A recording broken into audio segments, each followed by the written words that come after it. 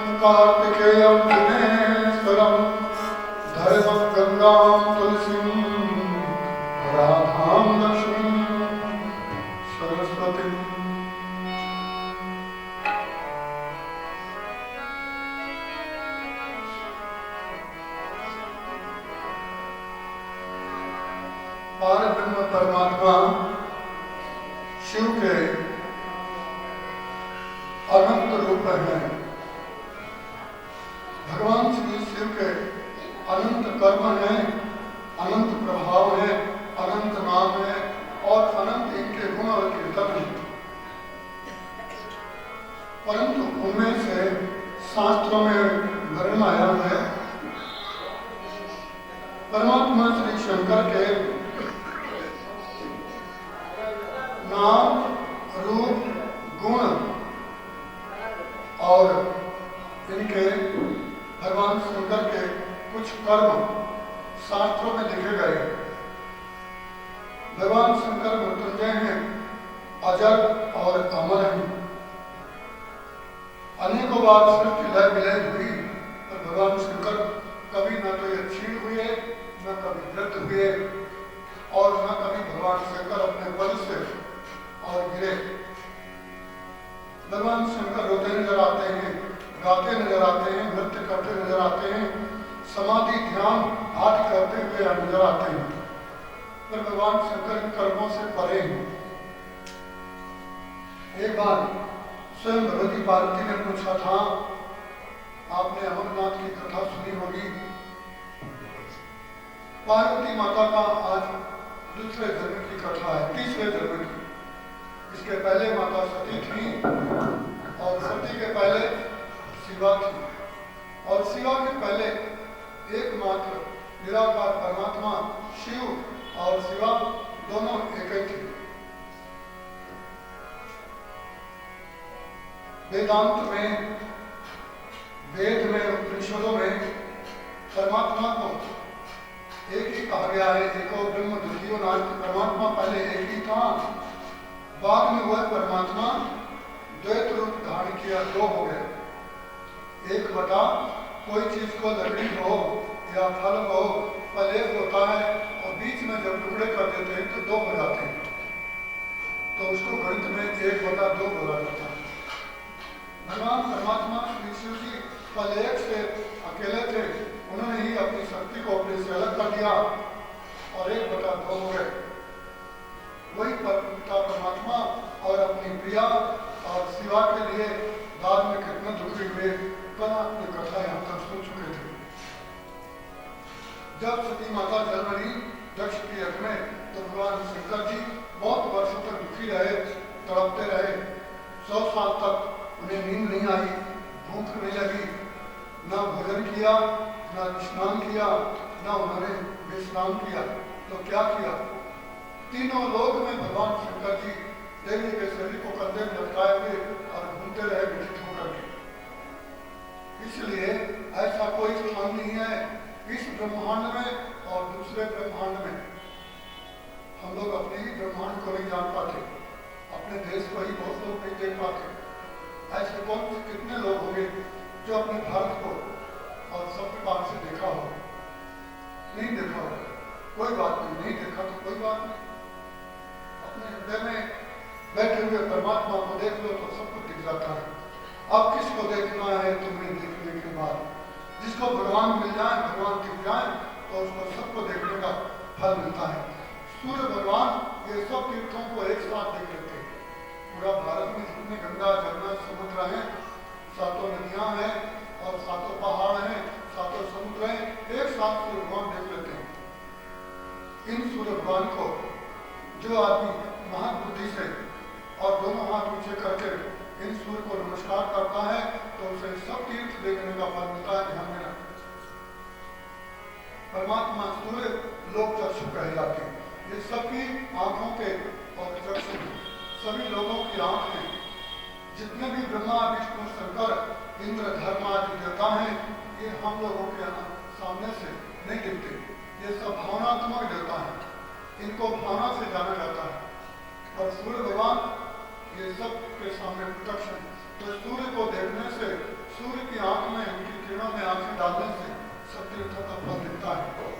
और कुछ ऐसे मूढ़ लोग होते हैं, सूर्य को नमस्कार नहीं करते, इनकी ओर थूक देते हैं, कोई तो बाथरूम पेशाब भी कर देते हैं। इसलिए ये लोग अज्ञानी और अंधे रोगी कोढ़ी होते हैं। यदि कोई अंधा रोगी कोढ़ी हो तो क्षमा लेना, इसके अंदर ये दोष है। आप लोग ऐसा मत करना। जो सूर्य को वंदन करते हैं, सूर्य को देखते हैं, तो सब तीर्थों के दर्शन का फल भी मिलता है और नेत्र सुंदर होते हैं, चेहरा तेजस्वी होता है और जाति स्मरण आपके जन्म लेते हैं, पूजन की बातों को जानते हैं और ज्ञानी होते हैं। बहुत लोग दुनिया भर के कारण पूछा करते हैं, ऐसा क्यों नहीं हो रहा, ऐसा क्यों हो गया? उन्होंने कभी इस बात पर सूर्य भगवान की ओर कभी निगाह नहीं किया। लोग तो नहाते ही नहीं सुबह, सूर्य को अर्घ कौन देगा, सूर्य को दर्शन कौन करेगा। अब आपने आज ये परम मंगलमयी और इतिहास व्याख्यान सुना और अब अपने मन में और इस ज्ञान को धारण करना सदा के लिए। भगवान शंकर की लीला, शंकर का ध्यान करने से ब्रह्मांड का ध्यान हो जाता है। शंकर की पूजा करने से हृदय में जितने भी प्राणी हैं सबका पूजन एक साथ हो जाता है। जो परमात्मा को भोग लगाते हैं, परमात्मा को भोग लगाने से सबका और भोजन का उनको अन्नदान करने का फल मिल जाता है। यहाँ विराट पुरुष की अब कथाई है।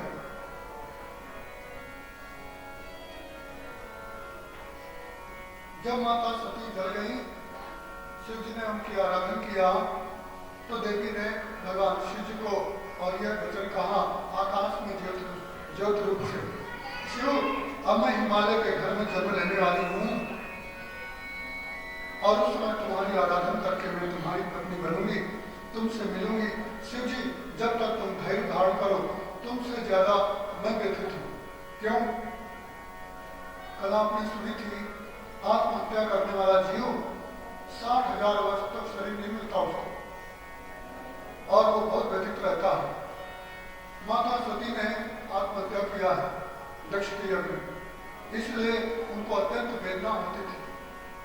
भगवान शंकर को यह बात ज्योत रूप से देवी ने आकाश में लेकर के बताया था, शिव अब तुम आराधना करो, जब तक करके मन में अपने संतुष्ट धारण करो, समय आने पर मैं हिमालय की और पुत्री बनूंगी, तुम्हारी पत्नी बनूंगी। अब यहाँ पर ब्रह्मा जी नारद जी को सुनाते हैं, पुत्र नारद आगे का वृत्तांत अब तुम सुनो। तुम भगवान शंकर के परम प्रिय भक्त हो। वैसे भगवान शंकर के अनेकों कल्प में अनेकों प्रकार के अवतार होते हैं, अनेकों प्रकार के उनके व्याह होते हैं और उनकी जो पत्नी है देवी अम्बा अनेकों जन्म में उन्हें पत्नी रूप में मिलती रहती है, उनके व्याह होते रहते हैं। हम भी एक जन्म की और कथा जो वेद व्यास में लिखी है शिव पुराण में, उतनी ही हम लोग सुन सकते हैं, बता सकते हैं। भगवान के बहुत व्याह हुए। माता पार्वती को भगवान शंकर ने एक बात बताई थी। उन्होंने पूछा था, देव ये आपके शरीर में जो हड्डियों की माला है ना और जो भस्म लगाते हो, ये क्या कारण है, क्या मर्म है? कोई देवता भस्म नहीं लगाते, कोई देवता हड्डियों की माला नहीं पहनते, आप ऐसा क्यों करते हो? तब भगवान शिव जी ने कहा, देवी ये सब मेरी पूर्व जन्म की जो पत्नियां हैं उनके मस्तकों को मैं अपने गले में धारण करता हूँ, इन्होंने सबने मेरी इतनी आराधना किया है। देवी ने कहा, मेरे अलावा आपकी और कोई पत्नी हो चुकी है? बोले, सब मेरी पत्नियों की मस्तक मेरे और शरीर में मूल रूप से विद्यमान है। और ये भस्म देवी तो पूर्व जन्म में जब सती नाम की दक्ष कन्या थी, तुम जन्म रही थी, तो मैं तुम्हारे शरीर को लेकर के भस्म बनाया और उसका पाउडर बना करके मेरे शरीर में बहुत दिन तक लगाता रहा। इससे मुझे भस्म से शांति मिलती है। अपने भाई बंधु जब कोई मर जाता है तो लोग उसकी याद के लिए और लोग फोटो चित्र लगा देते हैं घर में और देखा करते हैं, उनको देख करके उनको शांति मिलती है। उस समय कोई फोटो कोई कैमरा तो थे नहीं, शंकर जी चित्रकारी भी नहीं कर सकते थे क्योंकि उनका कोई स्थान तो था नहीं, कोई घर दीवार तो थी नहीं, कहाँ लगाते माता का चित्र। इसलिए उन्होंने माता का शरीर जला करके पाउडर बना के उसी को लगाते और उस रमण करते, उसी में क्रीड़ा करते। स्मशाने स्वक्रीड़ा स्मर हर पिशाचा परिकर। भगवान शंकर जी चिता की भस्म को और अपने शरीर में और बड़े आदर पूर्वक लगाते थे, उसी में संतुष्ट रहते थे। माता ने कहा, देव मैं इतनी बार मरी कि आपके शरीर में इतने अनेकों मुंड की माला बन गई और आप बोले मैं कभी नहीं मरा, मैं नहीं मरता। बोले क्यों, आप क्यों नहीं मरते? और सारा संसार मरता रहता है। शिव जी ने कहा, देवी मुझ में संसार में तुम में बस एक ही अंतर है। जो प्राणी मेरे इस ज्ञान को, मेरे इस तत्व को जान लेता है तो वो भी नहीं मरता।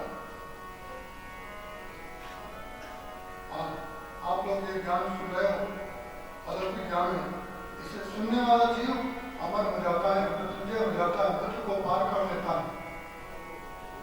ये मृत्यु क्या है और ये मृत्यु का क्या स्वरूप है, मृत्यु का क्या परिवार है और ये मृत्यु आती क्यों है। एक समय यहाँ तो कथा ही है, शंकर जी का नाम है मृत्युंजय। मृत्यु के बीज हैं, मृत्यु को जीतने वाले हैं और मृत्यु के ईश भी हैं। युधिष्ठिर ने ये बात भगवान कृष्ण से पूछा था, केशव अर्जुन का पुत्र, आप लोग ये ज्ञान सुन रहे हो, अलौकिक ज्ञान है। इसे सुनने वाला जीव अमर हो जाता है, मृत्युंजय हो जाता है, मृत्यु को पार कर लेता है। ये मृत्यु क्या है और ये मृत्यु का क्या स्वरूप है, मृत्यु का क्या परिवार है और ये मृत्यु आती क्यों है। एक समय यहाँ तो कथा ही है, शंकर जी का नाम है मृत्युंजय। मृत्यु के बीज हैं, मृत्यु को जीतने वाले हैं और मृत्यु के ईश भी हैं। युधिष्ठिर ने ये बात भगवान कृष्ण से पूछा था, केशव अर्जुन का पुत्र आपका प्रिय भांजा चला गया, अर्जुन सुभद्रा कैसे रहेंगे। तब भगवान श्री कृष्ण ने उनको ये मृत्यु का आख्यान बताया था। इसको सुनने से जीव मृत्यु को पार कर लेता है। मृत्यु के समय जब ये मृत्यु आपके शरीर में आएगी तो उस समय ये गीत जरूर गाना चाहिए और ये कीर्तन, ये इतिहास लोगों को सुनाना चाहिए। और जब मृत्यु काल आता है, लोगों ने जीवन में कथा तो सुनी नहीं, नाच गाना सुना है, मृत्यु काल के समय नाच गाना कोई काम में नहीं आएगा। कभी वेदवाणी पुराण की कथा सुनी नहीं तो क्या सुनाएगा। आपने जीवन में कभी अलौकिक ज्ञान सुन लिया है तो ये ज्ञान उसमें काम आएगा। सुनो, भगवान श्री कृष्ण ने ये मृत्यु की बात बताई है, मृत्यु क्यों आती है और मृत्यु को क्यों बनाया गया है, मृत्यु का क्या स्वरूप है। अब आप लोग सुनो, शांति बनाए रखना, क्योंकि ये दिव्य ज्ञान है, ये ग्रामीण ज्ञान नहीं है और ये कोई मनोरंजन की बात नहीं है। इधर झटका, उधर मटका, उधर लटका। तो ये अध्यात्म और दिव्य ज्ञान है, इसको सुनने से जो मृत्यु को पार कर जाता है। मृत्यु किन किन लोगों ने पार किया है। मृत्यु को ध्रुव महाराज ने पार कर लिया, प्रहलाद ने पार कर लिया, लोमस महाराज ने पार कर लिया, काकभूषण जी ने पार कर लिया, हनुमान जी ने पार कर लिया, मार्कंडे जी ने पार कर लिया। आप सब हम पार करेंगे कि नहीं करेंगे तो बाद में पता लगेगा। आप कथा सुन लो, शायद आप भी पार कर सको।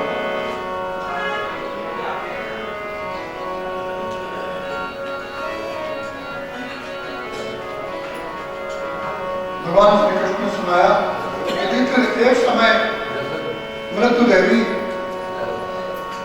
वो देवी धरती, ये पृथ्वी माता का स्वरूप क्या है, गाय का। धर्म का स्वरूप क्या है, बैल का। तो देवी धरती गाय का रूप बना के जब भी इसे कष्ट होता है ना तो गौ कष्ट धारण कर लेती है और भगवान के पास पहुंच जाती है। ब्रह्मा जी के पास गई और अर्जन करने लगी। उन्होंने कहा, देवी क्या बात है। गाय बनी हुई धरती ने कहा ब्रह्मा को नमस्कार करके, हे स्वयंभू जगत पिता ब्रह्मा, मैं आपकी शरण में आई हूँ। मैं बहुत इस समय व्यतीत हूँ। बोले क्या, क्यों व्यतीत है, क्या कारण। बोले इतने प्राणी संसार में उत्पन्न हो रहे हैं कि उनके वजन से और मैं दबी जा रही हूँ। जिस प्रकार से गाय के शरीर में रोम भर जाते हैं और चमड़ा दिखता नहीं गाय का शरीर, ऐसे ही धरती में इतने प्राणी उत्पन्न हो गए हैं कि दूसरे प्राणियों के लिए जगह नहीं है, कहाँ रहे। जिस प्रकार बरसात में घास उग जाती है तो जमीन दिखना बंद हो जाती है। ब्रह्मा जी को उसमें बड़ी ही और वेदना भी मन में।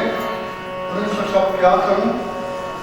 ब्रह्मा जी ने उसी समय मन से कन्या उत्पन्न किया। वो कन्या उत्पन्न होने के बाद ब्रह्मा के सामने खड़ी हो गई। काला रंग था और लाल रंग के कपड़े पहने थे, अद्भुत रूप था, बाल खिले हुए थे और उसने दोनों हाथ जोड़ के ब्रह्मा को प्रणाम किया। पिताजी क्या कारण से मेरी उत्पत्ति किया है। मैं आपकी कौन शिक्षा पूरी करूं? ब्रह्मा ने उस समय कहा, ऐ मेरी पुत्री देवी, ये धरती इस समय यहाँ पर आई है मृत्यु लोक, धरती लोक से, ये कुछ निवेदन करती है। क्या निवेदन करती है? प्राणी बहुत बढ़ते जा रहे हैं, उनके लिए तो ये काम कर कि जो पुराने झाड़ हो गए, पुराने वृक्ष हो गए, उनको तो गिरा दे, उनको मार दे, उनको नष्ट कर दे। मृत्यु महारानी ने विचार किया हो, जब मैं पुराने लोगों को मारूंगी तो उनके भाई बंधु लोग मरे हुए को देख करके मुझे नाना प्रकार के श्राप देंगे और मुझे कोसेंगे, गालियां देंगे। मृत्यु महारानी ने हनुमान नीचे को मुंह कर लिया और ब्रह्मा के सामने खड़ी हो गई, थर थर कांपने लगी, आंखों से आंसुपात होने लगी।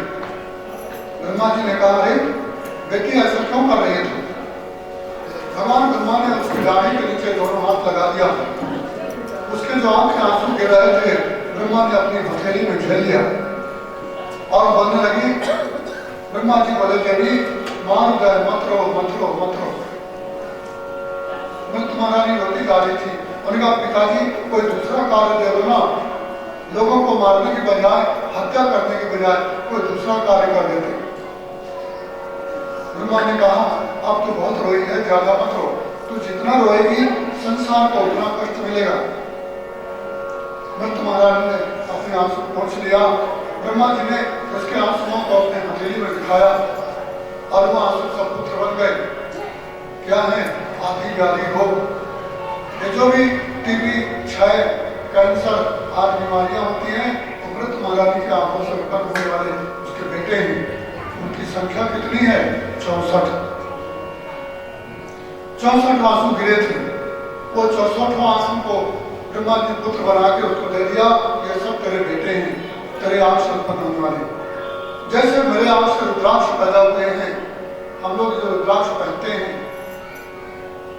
तो ये भगवान शंकर के आंसू से उत्पन्न हुए थे। परसों दिन आपने कथा सुनी थी, रुद्र धन अश्व बराबर रुद्राक्ष।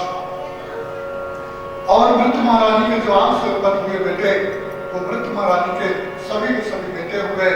64 बेटे हैं, आदि व्याधि, और एक कन्या है जिसका नाम है जरा। ये सबको जर्जर करती रहती है, बुरी करती रहती है। और बुखार, कैंसर, तपेदिक, हैजा बीमारी, कोरोना जितनी बीमारियां, ये सब मृत्यु महारानी के बेटे हैं और ये 64 हैं। डॉक्टर लोग इनको जान नहीं सकते, इनको खोज नहीं सकते। वही जानेगा जो इस तत्व को ज्ञान से सुनेगा और ध्यान करेगा, अनुभव करेगा। उसको भगवान की कृपा से ये नजारा मिलता है। जिस समय ध्रुव जी बद्रीनाथ से जाने लगे थे, तो उस समय ध्रुव जी के विमान के आगे एक काला मुसल के समान पुरुष खड़ा था। उस समय विष्णु के दूतों ने बताया था कि जिसको आपने पुराणों में सुना है ब्राह्मणों के मुख से, ये वही काल है, इसकी पत्नी वही मृत्यु है और इसके वही बेटे हैं। मृत्यु काल में दिखते हैं। आप जब मरोगे अथवा मरने वाले व्यक्ति को पूछना तो वो बताएगा, यमराज के रूप उस समय जब घेरते हैं और उस समय मृत्यु उसके समीप आती है, तो आदि व्याधि, केशांत, नखांत, केशकांत और केशकांत भाग और नखोकांत भाग, हाथ पैरों के और केश, इनमें जाकर के यहाँ से प्रवेश करती है रोगवत और वहां से खींच करके सबको और हृदय में लाती है। और हृदय के बाद में किसी का मुख से, नाक से, आंख से, मलमूत्र से प्राण निकलते हैं।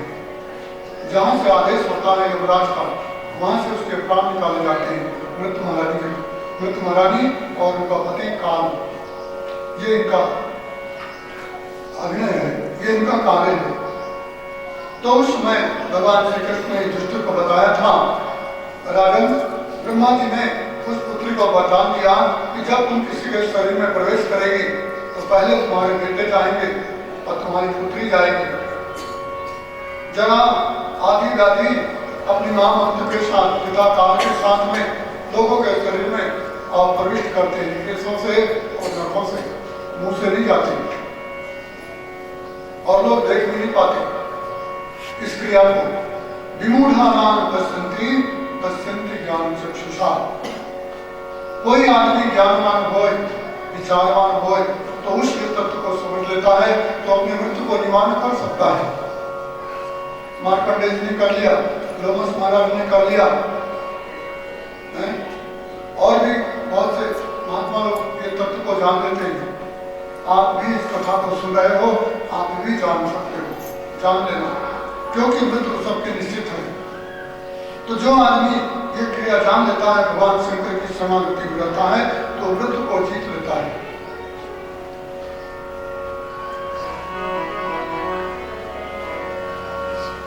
ब्रह्मा जी ने मृत्यु का आदेश दिया, जब तुम किसी शरीर में प्रवेश करेगी, मेरे घर के प्रभाव से कोई तुम्हें देखेगा नहीं, और तुम कैसे कैसे जाएगी, जो मरने वाला व्यक्ति है ना, वही देखेगा बस, दूसरा कोई नहीं देख सकता, दूसरे को नहीं दिखता।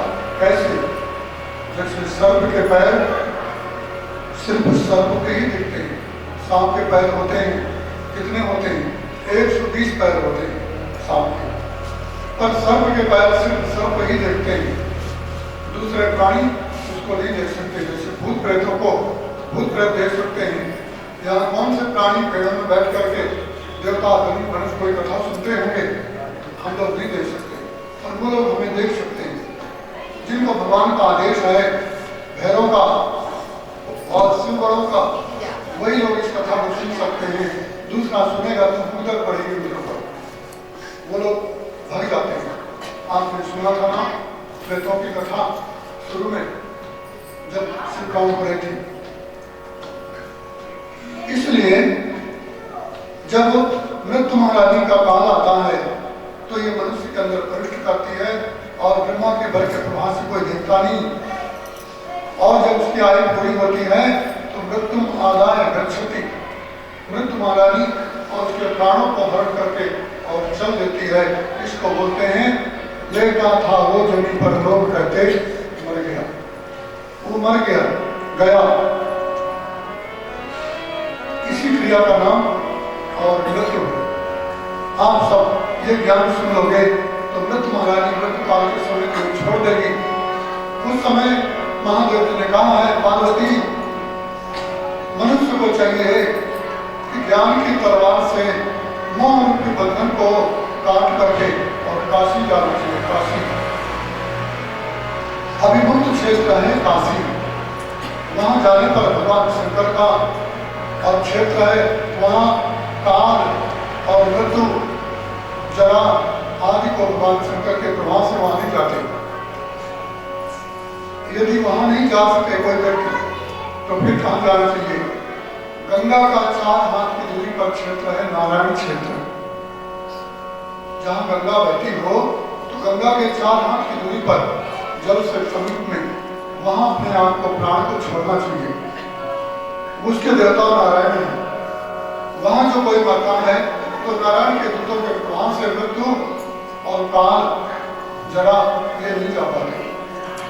आप लोग ये कथा सुन करके और अपने हृदय में विचार करना, और जब कोई मरने वाला व्यक्ति हो तो उसे आग्रह करना। और कहाँ मरते समय लोग हॉस्पिटल जाते हैं, वहां प्राण छोड़ते हैं, इसलिए मृत्यु बिगड़ जाती है। भगवान श्री कृष्ण ने कहा है दूसरे को कि मरणासन व्यक्ति जिस घर में मरता है, उस घर में जितने बंधन होते हैं, जितने ज्वाइंट होते हैं, उतने वर्षों तक वो जीव बंधा जाता है, गति नहीं होती। इसलिए जब मृत्यु काल आवे तो घर में नहीं मरना चाहिए। कहाँ मरना चाहिए? मरनो भलो विदेश में, जहाँ न अपनों को नोच नोच तन खाए खगो कोटि हो। ऐसे देश में मरना चाहिए जहाँ अपना कोई भाई बंधु न मिले, विरक्त हो जाए। वाल्मीकि जी ने कहा, जब मैं मरूं मेरा आधा शरीर गंगा में और आधा शरीर बाहर हो, आधे शरीर को मछुए कछुए मछली कच्छ मगर खाएं, और आधे शरीर को कुत्ते और कौवे खाएं, और मैं स्वर्ग में बैठ करके और अपने देह को देखूं। ये मृत्यु महारानी का और सुंदर चरित्र है। ये शरीर का कोई अस्तित्व नहीं है, माता पिता के विकार से पैदा हुआ है धरती में, और धरती में ही रह जाएगा। इसलिए इस शरीर से क्यों ना ऐसा कार्य कर लिया जाए। मुस्कान बुलबुलाए हो, ये शरीर मस्तक और बुलबुला के समान नासुर है। इससे ऐसे कर्म कर लो कि सदा के लिए आपको मरना न पड़े। ध्रुव प्रहलाद सुदामा ने ओढ़ी, सुखदेव ने निर्मल कीरी, दास कबीर में ऐसी ओढ़ी, जो की क्यों धरती में। आप लोग ऐसे कोई कार्य करो जीवन में जो आपका ये मनमुख का जो शरीर है ना, ये भी हमारे बजाय लोग इसको एक नाम दें। ब्रह्मा जी ने अपनी रोटी की बेटी को और गाय के साथ लगा दिया, धरती के साथ, और बोले पृथ्वी आज से मैं वरदान दे रहा हूँ, मेरी बेटी मृत्यु का ही लोक हो जाएगा, धरती लोक। इसलिए हम लोग इस धरती लोक को क्या बोलते हैं? मृत्यु लोक। पहले इसका नाम था पृथ्वी लोक, भूलोक। और जिस समय ब्रह्मा जी ने मृत्यु महाराजों को पैदा किया और यहाँ भेज दिया, तब से इस लोक का नाम हो गया मृत्यु लोक। अब ये कहाँ रहती है? यमराज दक्षिण दिशा में 84,000 योजन की दूरी पर दक्षिण दिशा में एक लोक है धरती के नीचे। कल आपने यमराज के लोक की कथा सुनी थी। सूर्य भगवान के पुत्र यमराज और वहां पर रहते हैं, और यमराज के यहाँ एकांत आदि व्याधि जरा रोग और मृत्यु ये सब का घर नहीं है, वहीं रहते हैं। और जब वहां से आदेश मिलता है तब ये मृत्यु लोक में विचरण करते हैं।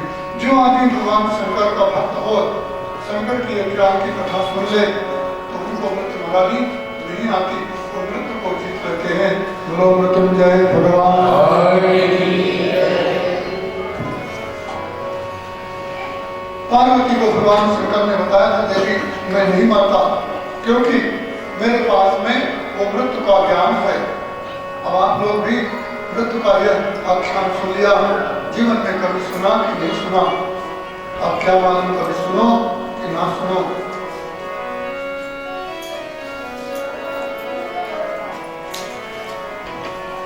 प्रेम मुदित मनुष्य कहो श्री राम राम, पाप कटे लेके राम राम। प्रेम मुदित मनुष्य कहो पाप कटे लेके राम राम।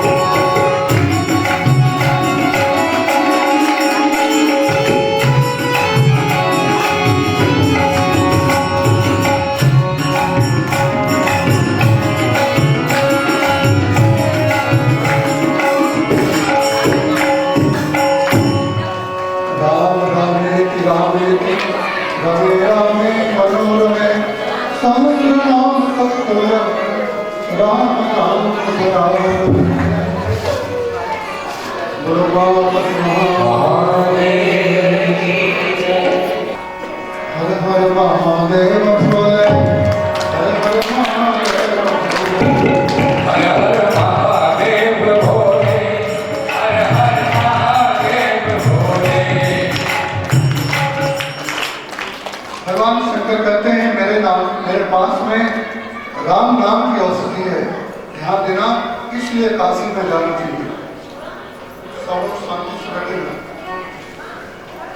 काशी में क्यों जाना चाहिए? वहां पर भगवान शंकर जी राम राम, जो कोई मरने वाला व्यक्ति है, जिंदे को नहीं, जो राम राम जो मरने वाला व्यक्ति है, उसको भगवान शंकर जी राम रामेति मेरा हमें मनो है, राम राम का उपदेश देते हैं।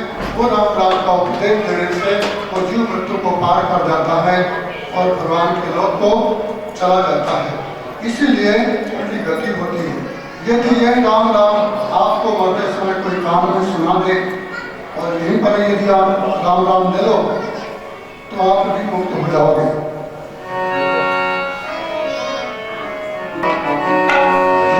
बिहारी लाल की जय। काशी विश्वनाथ भगवान की जय। राजा राम राम राम, राजा राम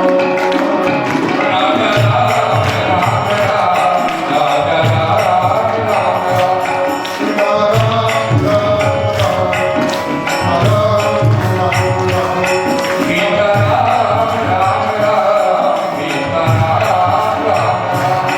हरे राम राम राम,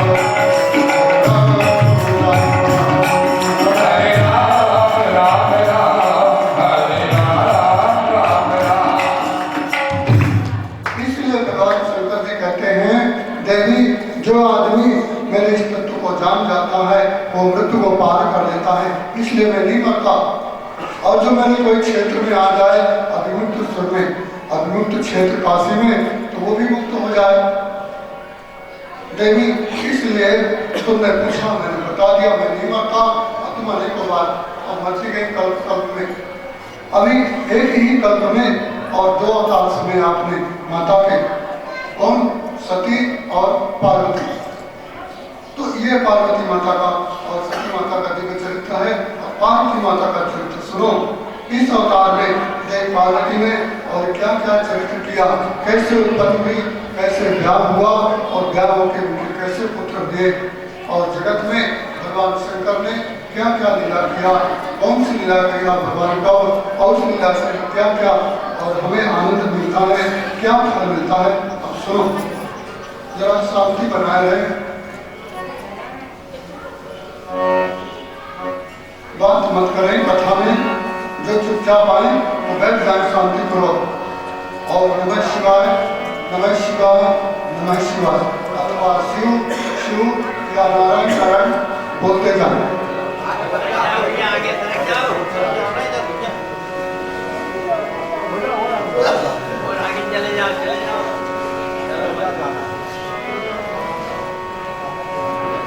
काशी विश्वनाथ भगवान की जय। अब माता पार्वती का चरित्र प्रारंभ होता है। ये कथा बड़ी अद्भुत है, सुनो। माता पार्वती राजा हिमालय के यहाँ कैसे आई? बैठ जाओ, बैठ जाओ, बाद में चढ़ाना, बैठ जाओ, वहीं बैठ जाओ। आप लोग एक साथ यहाँ बैठ जाएं। वैसे कभी गलत रस्सी बांध दिया करें। ग्रामीण आदमी वेद के बातों को, कथाओं को क्या गाने बेचारे। एक व्यक्ति बात है, लोग कुछ ऐसे होते रहते हैं। एक तो कलिकाल का दोष है, दूसरी बात सबके हाथ में तंबाकू चूने के दाग लगे रहते हैं। ऐसा व्यक्ति की कथा में आवे तो पहले तो दाग तंबाकू का चूने का लगा है, इतनी जल्दी कथा का दाग अंदर कैसे जाएगा? हमारे बाबा जी आज सुबह बता रहे थे ना कि ऋषि मुनियों की और ज्ञानियों की कथा है। ऐसे डायरेक्ट कोई प्रधानमंत्री नहीं बन जाता, कोई राष्ट्रपति ऐसा वैसा नहीं बन जाता। कोई व्यक्ति एकदम से ही और आचार्य की डिग्री नहीं ले लेता। पहले उसको KG 1 2 और एक दूसरे पढ़ना पड़ता है, इसके बाद जाता है। और ये जो कथा एकदम से आचार्य की और यदि पद की सुनाई जाए तो अंदर नहीं आएगी। पहले तो लोग घर में बात करेंगे, नया आदमी कोई देखेंगे तो पहले उसे राम राम बोलेंगे, हाल चाल लेंगे, कथा तो बाद में। कथा तो हमेशा मिलती रहेगी, वो आदमी कम मिलेगा। ऐसे इसलिए हल्के व्यक्ति को यदि ज्ञान दिया जाए तो नहीं बर्दाश्त कर पाएगा। उसके हृदय में इतनी जगह कहाँ है? इसके लिए पहले तपस्या करना चाहिए। हमारे सेठ जी ने 5 बार पहले तो यज्ञ कराया है, हनुमान जी की प्रतिष्ठा किया है, और यहाँ से कई बार बैतूल गए, बराबर हाथ जोड़ा करते थे। और फिर आग्रह किया तो कथा में रही है। और बहुत लोगों को बना बनाया भोजन मिल जाता है, अच्छी जगह मिल जाती है, तो उनके लिए कथा अच्छी नहीं लगती। जब पैसा लगे, क्या विद्वानों ने एक बात कही है, कन्या पिता की गोद में बैठती है, छोटी कन्या तो जिद करती है, पिता को लात मारती है, पिता के कंधे में बैठ के। पिता क्षमा करता है, कोई बात नहीं। और वही बेटी जब 9 महीना पेट में गर्भ धारण करती है और पुत्र उत्पन्न करती है, और बेटा जब गोद में बैठ के लात मारता है, तब उस कन्या को आभास होता है। अब आप अनुमान करो, ये विद्वानों ने बात कही है। उस समय कन्या को उसके लात खाने से बच्चे की पीड़ा नहीं होती, तो भी वो सहन करती है, और वही बात को भूल जाती है कि मैंने भी अपने पिता की गोद में बैठ के लात मारी थी। ये संसार की माया है, ध्यान देना। क्या मतलब है?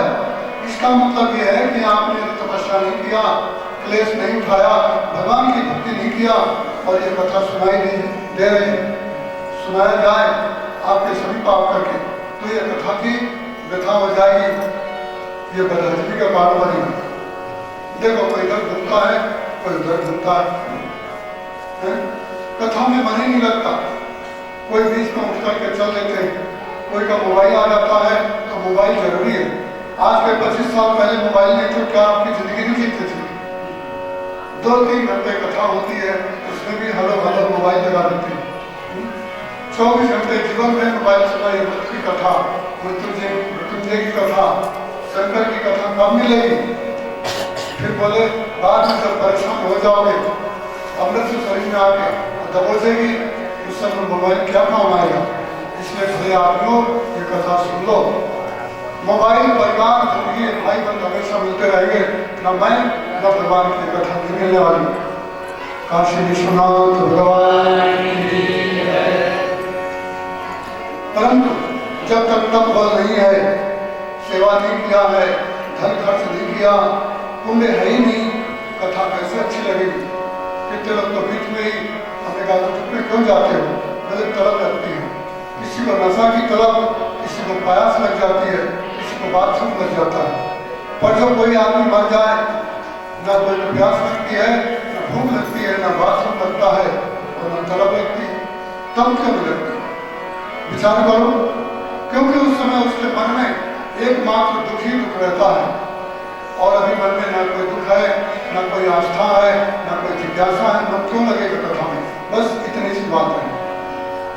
और कुछ लोग हैं, बोले महाराज जी 3 घंटा 4 घंटा निकल जाते, मन करता है आप और सुनाओ। अब आप तो सुनोगे, लोग सुनाने नहीं देंगे। देखते हो ना, कितने गिन आते, कोई घर से, कोई उधर से, कलिकाल का दोष है। और कोई पुण्यात्मा ऐसे व्यक्ति होते, बोले महाराज जी लगता है कथा सुनते ही रहे, बहुत मन होता है। 1-2 ऐसे आदमी हैं जिनके चित्त निर्मल है। तो इसलिए माता पार्वती को भगवान शंकर जी ने कहा, देवी मैं आपको अमर ज्ञान सुनाने के लिए अमित ले चलता हूँ। कहाँ ले गए? अमरनाथ में ले गए थे। आपने सुना, कश्मीर देश में पहाड़ के अंदर अमरनाथ की गुफा है। नंदी को, बासुकी नाग को, गणों को, सबको दूर कर दिए थे, माता पार्वती को ही लेके गए थे। और माता पार्वती को सुनाया तो भी वहां पर अद्भुत कथा हुई, और तोते के बच्चे ने सुन लिया, और वो सुखदेव जी बन गए। और सुख महाराज ने कथा सुनी है, तो सुखदेव वेद में और ज्ञान में भगवान शिव के स्वरूप हो गए, जिन्होंने भागवत की कथा सुना के गंगा किनारे में परीक्षित को दुनिया को तार दिया। वो सुखदेव जी ने वो कथा सुनी। अब कदाचित क्या महादेव जी कथा सुनाने आ जाए, हम क्या महादेव जी आ जाए तो लोग कथा नहीं सुनेंगे, और कोई दूसरी बाजारू कथा होने लगे हंस की, नचने की, गाने की, तो भीड़ भी हो जाती है और लोग साहब काम छोड़ के आ जाते हैं। हमने देखा है कैसे कैसे लोग कथा में नाचने लग जाते हैं घूम घूम के। वो ये बात भूल जाते हैं कि हम कथा सुनने आए थे। हमें आखिर ये कथा सुनने आए कि नाचने आए? बोले महाराज जी कथा वथा नहीं है, वो तो नाचने के लिए, भजन गाने के लिए आते हैं, मनोरंजन के लिए। आप नाच गाना नहीं करते ना, इसलिए लोग आते नहीं। कथा भी तो अच्छा है। सुखदेव जी निर्वस्त्र थे, नंगे थे, कथा सुनाए थे। सनत कुमार जी निर्वस्त्र थे, कथा सुनाए थे। वेदव्यास भगवान जन के चमड़ा पहन करके और बेर खा करके इस कथा को लिखा है, और हम लोग कोट पैंट मोजा जूता पहन करके कथा सुनते, 3-4 बार खाना खाते। ये कथा हमारे हृदय में कैसे फलीभूत होगी? जरा विचार तो करो। ये शहरों की नहीं है, गाँव की कथा नहीं है, ये योगियों की कथा है, पुण्यात्माओं की है। कदाचित आप लोग भी सुन लोगे तो आप भी कर जाओगे, भले पुण्यात्मा योगी नहीं हो। कैसे? कोई घर में दीपक जल रहा हो और खिड़की खुल जाए तो उजाला बाहर निकल जाता है, उस उजाले से आप कोई पुस्तक पढ़ सकते हो, कोई अपना हिसाब किताब काम कर सकते हो। ऐसे ही ये कथा ज्ञानियों की यदि आपके जीवन में मिल जाए तो अपना भी फायदा लेना चाहिए, जैसे खिड़की के उजाले से और रोशनी से लोग अपना काम साध लेते हैं। बस यही कथा आपको भी सही जी के माध्यम से मिल रही है, तो ले लो। भगवान महादेव।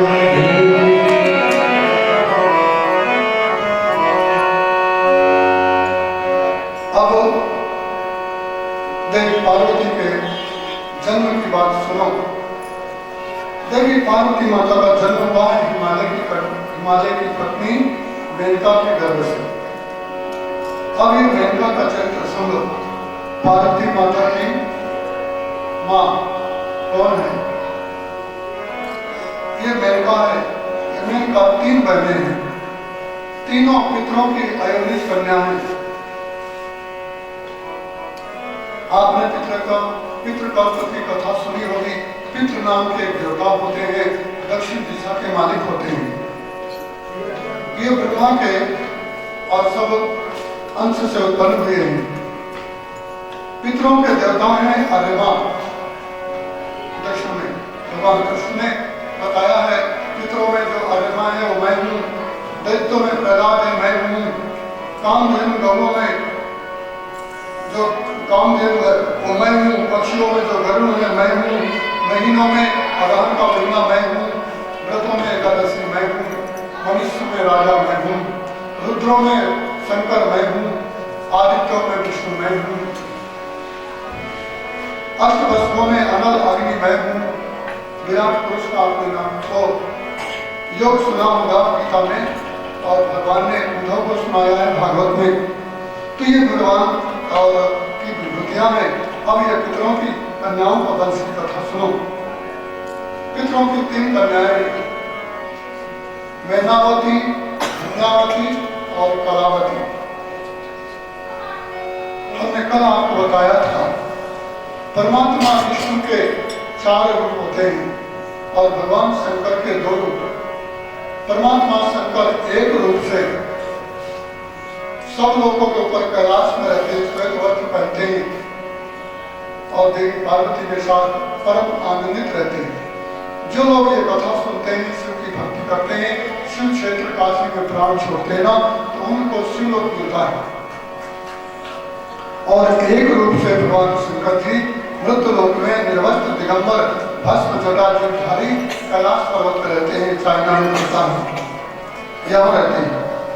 भगवान नारायण के 4 रूप हैं, उनमें से एक गोलोक में, एक वैकुंठ लोक में और एक श्वेत द्वीप में और एक क्षीर सागर में। ये 4 रूप रहते हैं। अब तीनों लोगों की तो कथाएं आपने भागवत में सुना होगा। गोलोक में भगवान कृष्ण राधा के साथ राज करते हैं, वैकुंठ में लक्ष्मी नारायण आनंद करते हैं, क्षीर सागर में सिंधु सुता देवी लक्ष्मी नारायण के पैर दबाती है, समुद्र में क्षीर सागर में शयन करने वाले, और चौथी रूप भगवान की मूर्ति है महाविराट, जिसको अर्जुन को भगवान कृष्ण ने गीता में और रूप दिखाया था। वो रूप श्वेत द्वीप में मृतलोक में है। तो वो रूप का दर्शन करने के लिए वो रूप कैसे प्रकट हुआ ये भी सुना देते हैं। यहाँ नहीं है, अन्य शास्त्रों में है। एक समय राधा जी गर्भवती हुई थी, तो राधा जी गर्भ का और कष्ट वहन करने में असमर्थ हो गई, तो उन्होंने अपने पेट में और बड़े जोर से धक्का मार दिया और गर्भ गिरा दिया।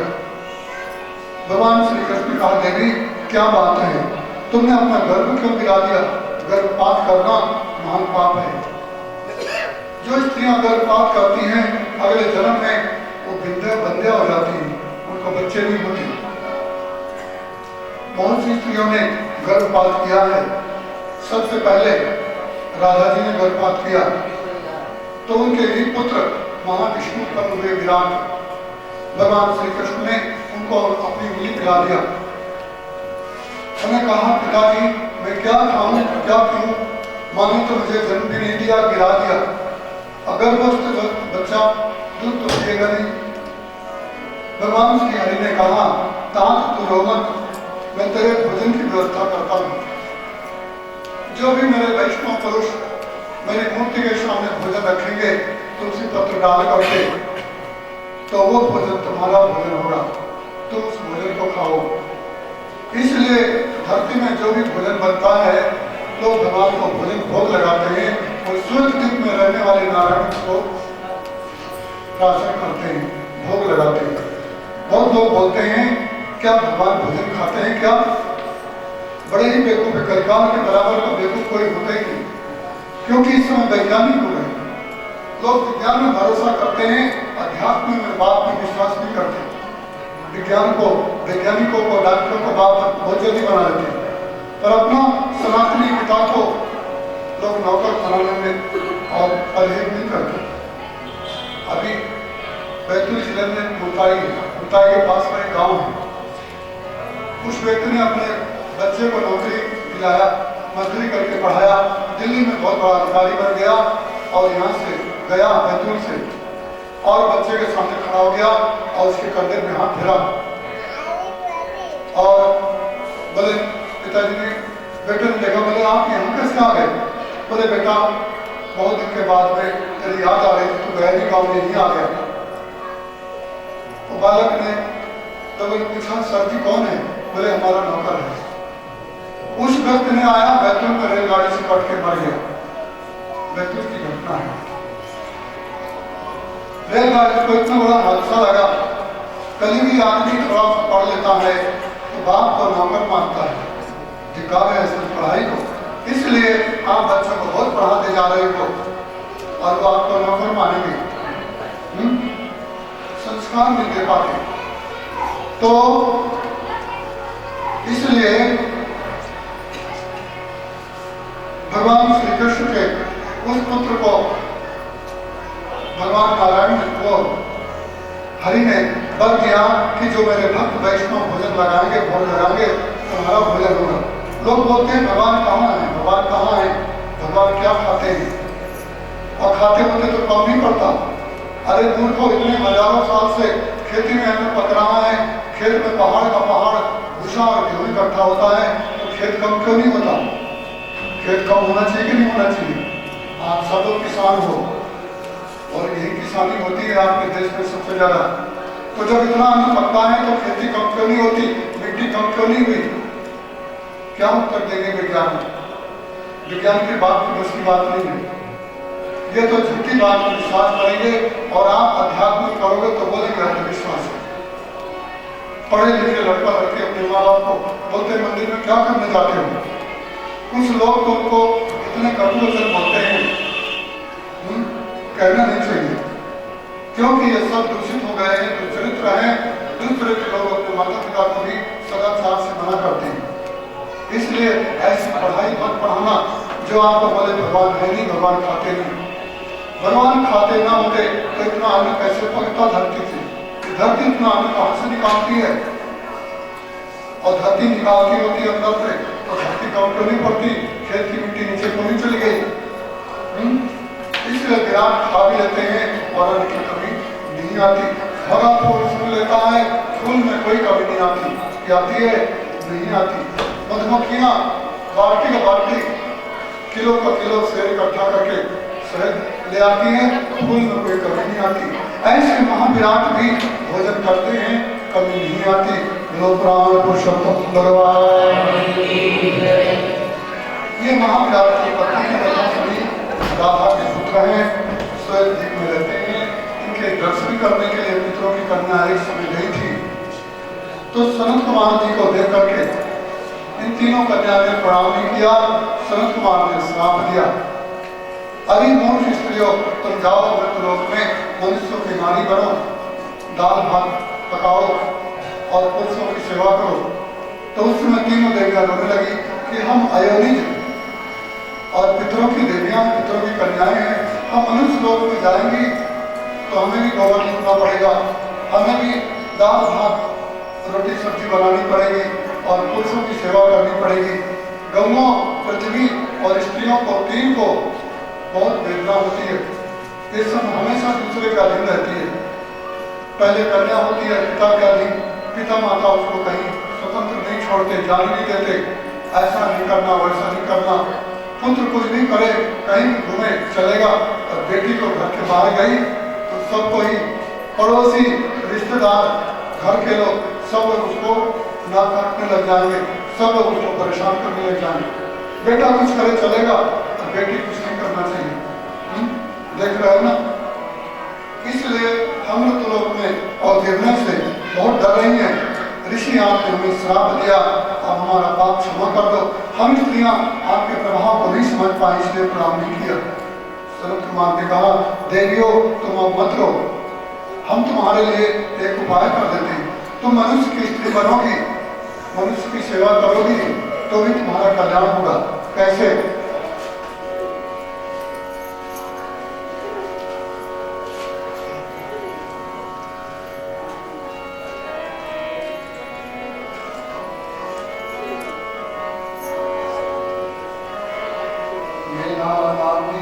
ज्येष्ठा मध्या धन्या कलावती अंत्यायता सुता सर्वा कृष्णाम सौभवा।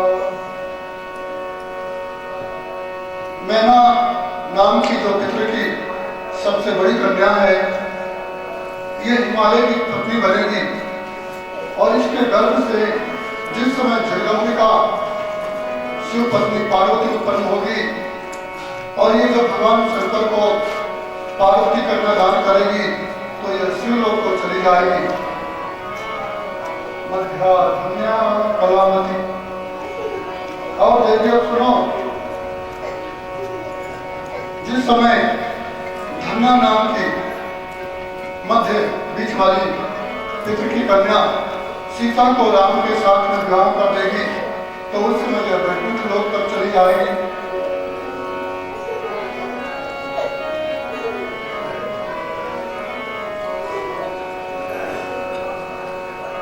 और कलावती सबसे छोटी कन्या का नाम है कलावती। कलावती जिस समय द्वापर में भगवान श्री आदि पुरुष पारब्रह्म परमात्मा श्री कृष्ण वृंदावन में क्रीड़ा करेंगे और राधा के साथ में जब इसका ब्याह हो जाएगा तो ये कलावती सबसे उत्तम गोलोक को चली जाएगी।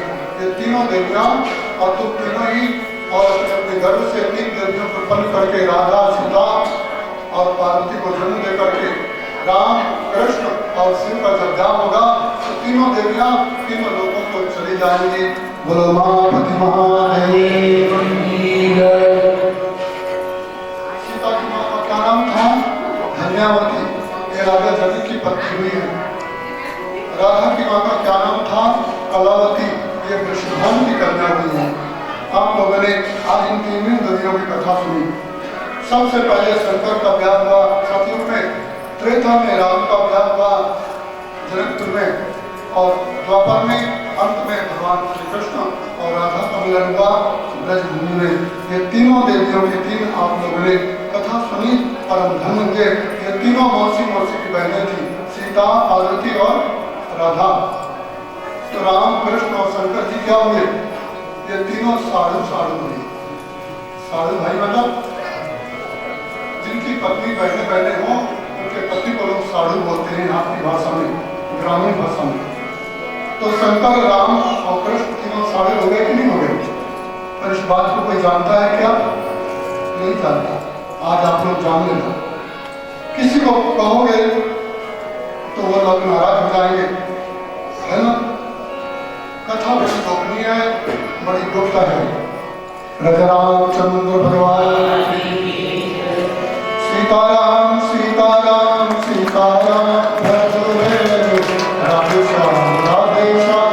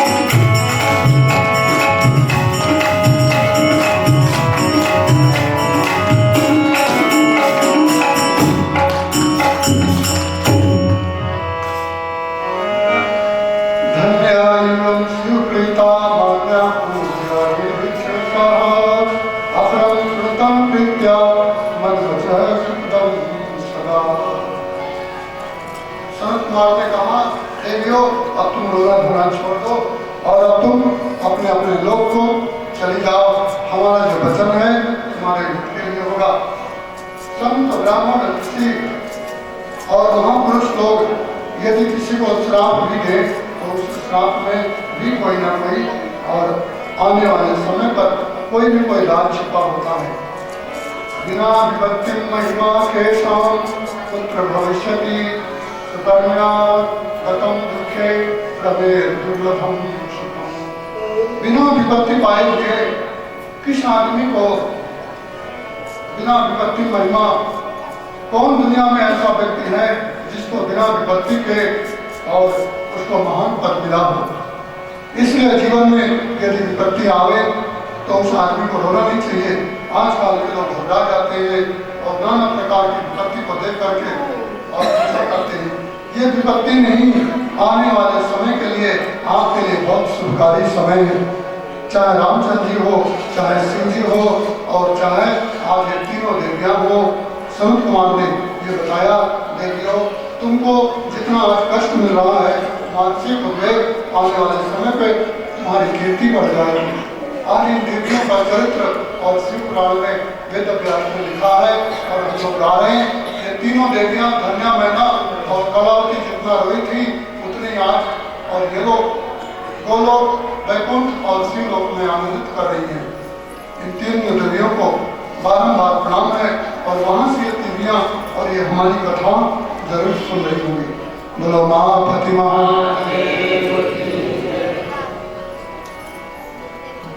अब राम जी का चरित्र आपने सुना है, सीताराम का।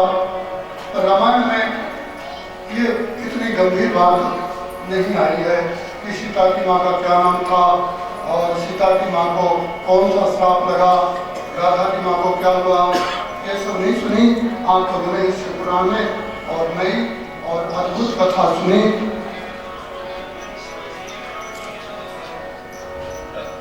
अब सबसे बड़ी ज्येष्ठा मैना की विस्तार से कथा करते हैं, सुनो। संत कुमार के श्राप से मैनावती पृथ्वी लोक में ब्रह्मा की प्रेरणा से आई तो ब्रह्मा जी ने राजा हिमालय के साथ ब्याह कर दिया। हिमालय कहाँ पर रहता है, कैसा है? हिमालय के दो रूप हैं, एक तो मनुष्य का रूप है चलता फिरता गाड़ी मूछ वाला और दूसरा पत्थर का रूप है। आपने बद्रीनाथ केदारनाथ में जो रूप देखा होगा हिमालय का, वही हिमालय पहाड़ रूप है। उस हिमालय में पश्चिम भाग में हिमालय को ब्रह्मा जी ने एक सुंदर महल दिया और उसमें मनुष्य का रूप बना करके हिमालय सब पर्वतों का वहां से और उनका रिमोट रखता, उनका शासन करता। इसलिए हिमालय को भगवान ने सब पर्वतों को राजा बना दिया। हिमालय के साथ मैना देवी का ब्याह करा दिया। मैना देवी के गर्भ से मैना आदि कई पुत्र उत्पन्न हुए। आपने मैना की कथा सुनी होगी, जब हनुमान जी लंका को जा रहे थे, समुद्र को लांग रहे थे, उस समय यही मैना और हनुमान जी को समुद्र से ऊपर आकर के विश्राम देने के लिए टापू बना था। तो हनुमान जी ने उसको अपने हाथ से स्पर्श कर लिया था और बोले थे, राम काज निर्विघ्न मोहि कहा विश्राम। आपने घटना रामायण में सुन रही होगी। यही हिमालय का मैना का बड़ा पुत्र है जिसका नाम मैनाक है। समुद्र में रहता है। क्यों? बहुत पहले जब पर्वत उत्पन्न हुए थे, ब्रह्मा ने पर्वतों को उत्पन्न किया था तो इनके पंख हुआ करते थे और ये पंखों के कारण होते रहते थे और जब जहां मनावे वही तो वही लोग बैठ जाते थे तो खेती पाती गांव शहर सब चरचरा करके नष्ट हो जाते थे। तो उस समय सारी प्रजा मरने लगी तो देवाधिदेव ने उठाया वज्र और पर्वतों के पंख को काट डाले। तो उस समय जो पर्वत जहाँ था वही पर्वत के पंख कटे और ये वहीं गिर गए। इसलिए कहीं कहीं बहुत बहुत दूर तक पहाड़ों का नाम नहीं है, वो कहीं इतने पहाड़ हैं उसके कहीं आपका निर्माण बस्ती कितना ऊंची नीची जगह में, श्रीनाथ भगवान भी पहाड़ के ऊपर है और ये बगल में आपका वही पर्वत है, कितना सुंदर पर्वत है, इसकी परिक्रमा होती है। पुराण में कथा है। तो जो मैनाक पर्वत था उसने देखा कि इन पर्वतों को काट लें तो जाके समुद्र के अंदर घुस गया। समुद्र के अंदर घुसने से समुद्र में वज्र का प्रभाव नहीं पड़ता, इसलिए उसके पंख कटे नहीं और वो पानी में अंदर बाहर होता रहता है। बोलो महापति महादेव की जय और शुद्ध हनुमान की जय। तो मैनाक आदि के बाद में हिमालय के घर में माता पार्वती का जन्म हुआ है। ये माता पार्वती स्वयं साक्षात महामाया और योग शक्ति दुर्गा ही थी, जो पूर्व में दक्ष के यहाँ सती रूप में जन्म रही थी और वही ब्रह्मा और भगवान शिव, विष्णु आदि देवताओं की स्थिति से प्रसन्न होकर के हिमालय मैना की और कन्या बनी, और कन्या बन करके इन्होंने भगवान शंकर को और पति रूप में पाया। बोलो के महारानी की जय। वैसे तो ये देवी महामाया का जो मूल स्वरूप है, इसको मूल प्रकट कहते हैं। इनके दो रूप हैं, एक रूप से गोलोक में राधा रूप में और दूसरे रूप से भगवान शंकर के साथ दुर्गा रूप से निवास करती हैं।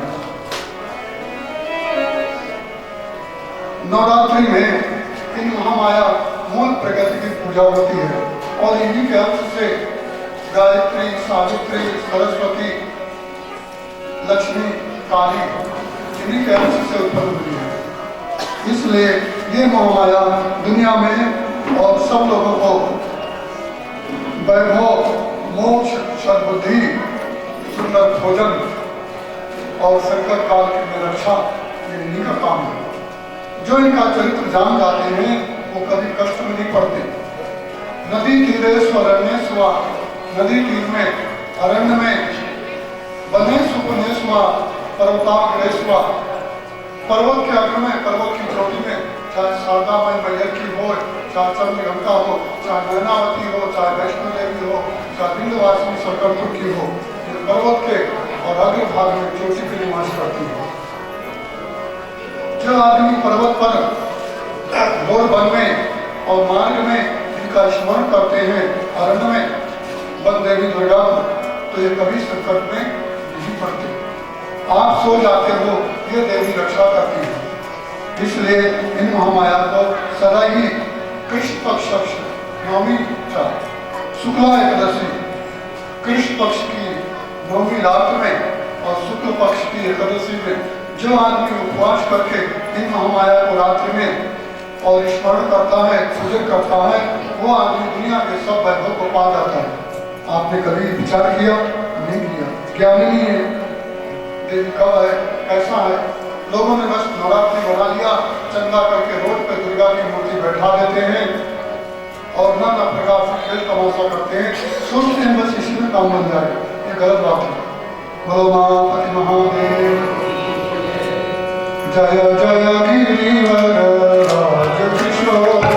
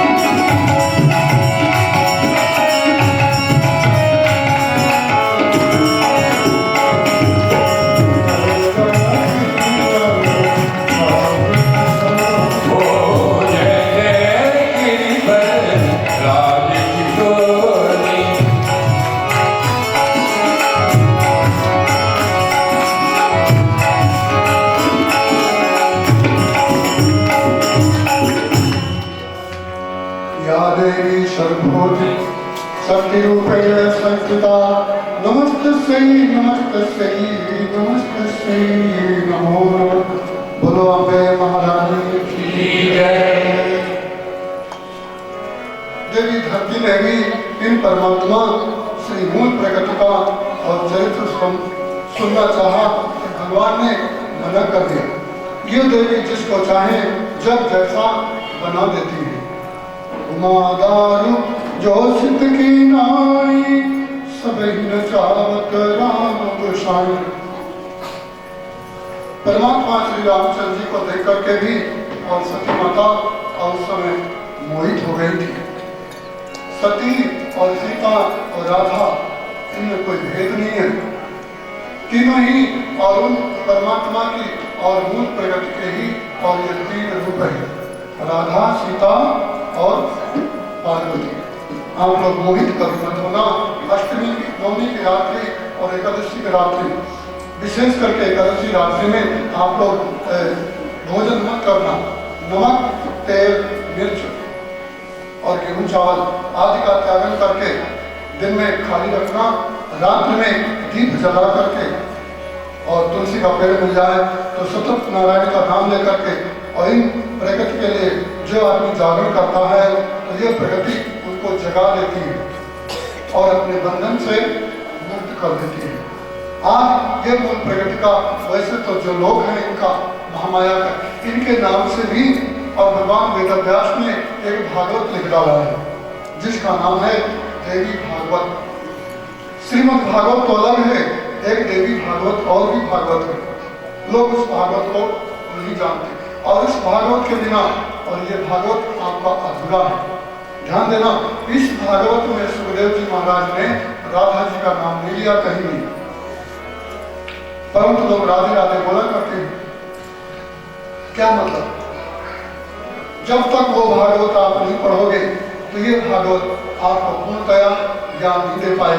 आजकल गांव-गांव में अरण्य गेहे जने जने कथा साधन कथा, गांव-गांव में जहां देखो वही भागवत हो रही है और भागवत के नाम से भागवत नहीं मनोरंजन हुआ करता है। इसलिए अब ये भागवत की बेचारी बड़े बड़े रो रही है। उद्धव जी महाराज भागवत लेकर के बद्रीनाथ में विद्यमान है। कहीं भागवत हो तो मैं जाऊं मनुष्यों की कथा सुनूं, पर आजकल के विषय मनुष्य जिस प्रकार से गंदे बर्तन में दूध डाल दिया जाए तो दूध भी गंदा हो जाता है। ऐसे लोग आचारहीन सदाचारहीन लोग कथावाचक बन गए, क्रियाहीन संध्या गायत्री से रहित दाढ़ी मूछ बनाते हैं बाल बढ़ा करके और बाल खिला करके, कोई तो मुंह के सामने बाल ले करके और भागवत बैठ करके इधर देखे उधर झटका उधर पटका उधर लटका। क्या भागवत हो रही है? इसलिए उद्धव जी महाराज भी माथे पे भागवत रख करके रोते होंगे बद्रीनाथ में। गेहे गेहे जने जने कथा सार बता, इसलिए जो कथा का सार है अब वो जाता रहा।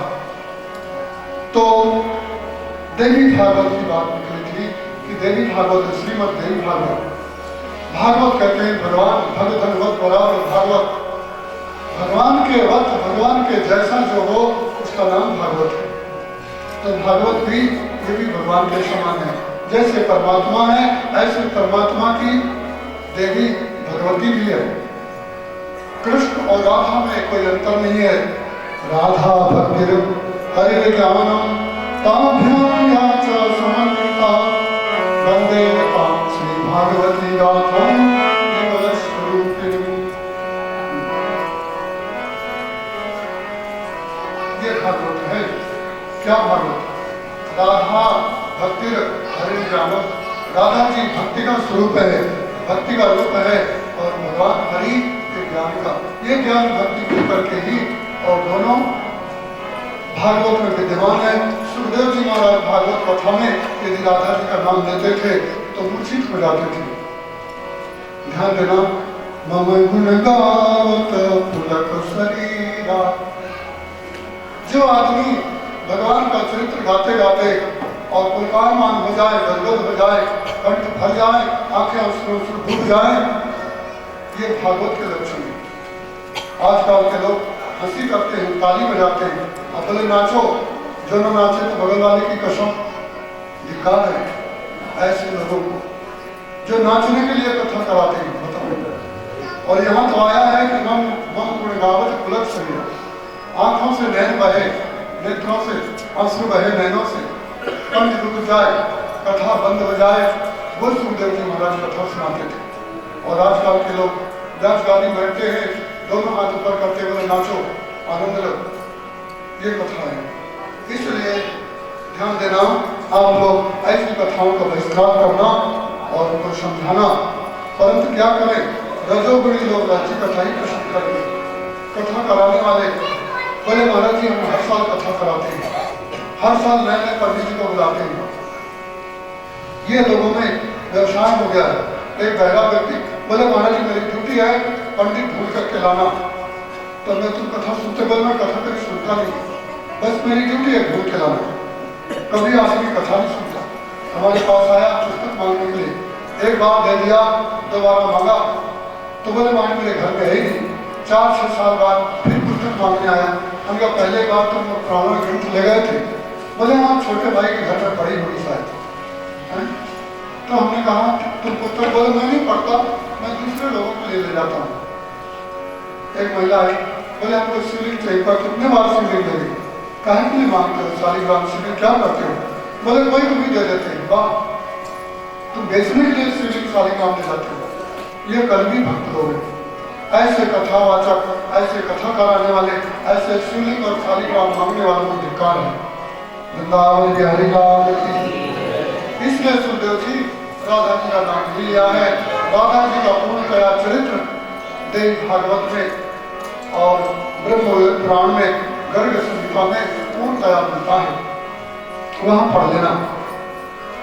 एक रूप से राधा जी गोलोक में भगवान कृष्ण के लोक में, और दूसरे रूप से शिव के पास में दुर्गा रूप से रहती है। ये भगवान की मूल प्रगति है।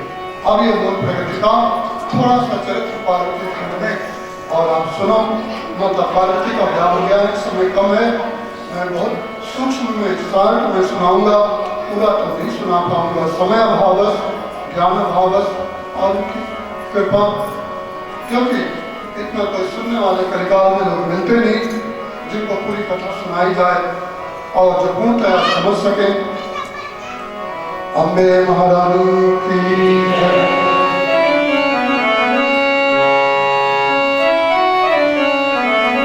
या श्री स्वयं श्रीकृतिनाम भवने सुलक्ष्मी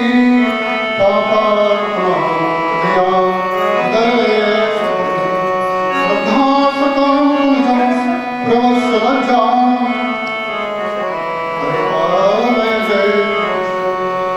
ऐसा प्यार बहादुर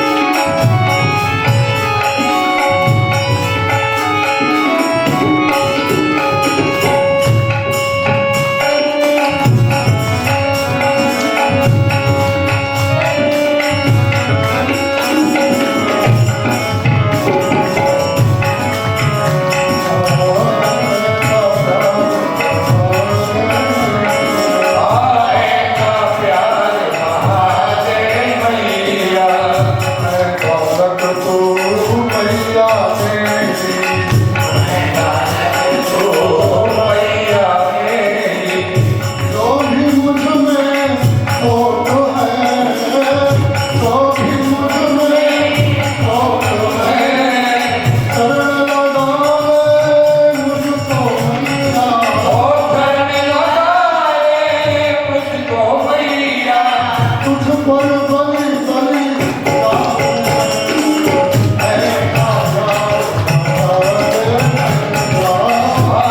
का प्यार महादेव मैया चरणों में झुकाऊं मैं चरणों से लग जाऊं का प्यार महादेव मैया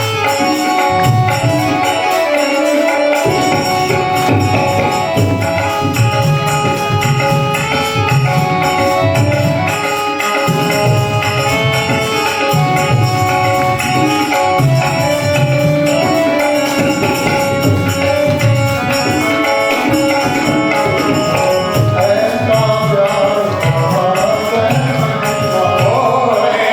प्यार महादेव मैया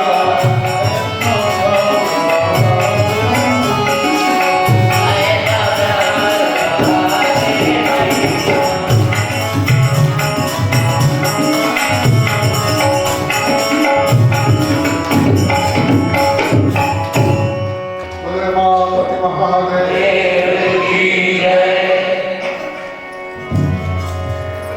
ततो में नाम ग्रहण करो सुता सुता महामुनि सकारणों तत्र लौकिकं यतिकांसता देवी पार्वती माता का जन्म हुआ हिमालय के यहाँ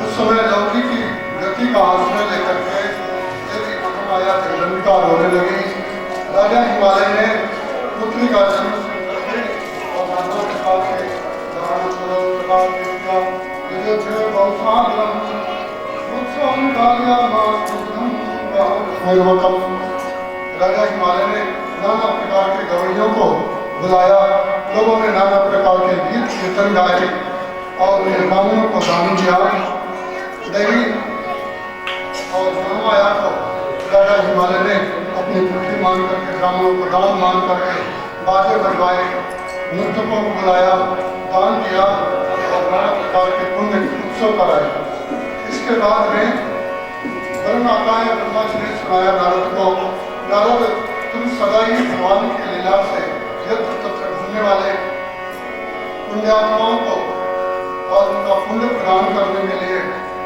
और तीनों लोक में पवन के समान घूमने वाले तुम राजा हिमालय के यहाँ पहुंच गए राजा हिमालय ने उस समय देवर्षि नारद को और अपनी पुत्री पर दिखाया और उसके विषय में बोले नारद जी हमारे घर में पुत्री रत्न और उत्पन्न हुई है आप बताओ इन लोगों की गति जानने वाले और हमारी बेटी के भाग्य में और इसके हाथ में क्या है देवर्षि नारद ने भगवान शिव को नमस्कार करके देवी दुर्गा को और राजा हिमालय के यहाँ बैठ करके पार्वती का हाथ अपनी गोद में ले लिया और उन्होंने नाना प्रकार की बातें बताई क्या बातें हैं यहाँ पर वरुण आया जो है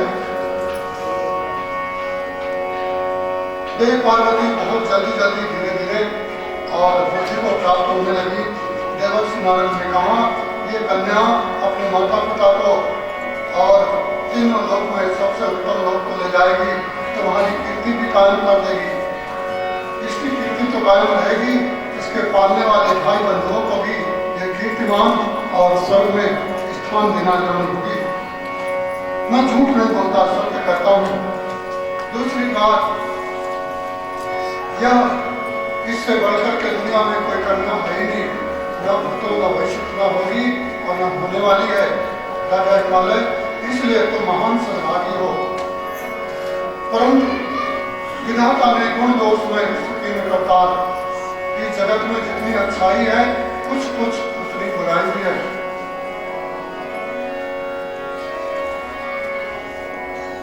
क्या है इसमें कोई दोष हिमालय ने कहा देवर्षि नारद यदि दोष हो तो बेझिझक बेधड़क होकर वो भी बताना छोड़ना मत नारद जी ने कहा दुनिया में भूलोक में एक यही बात है जिसमें गुण है और भगवान है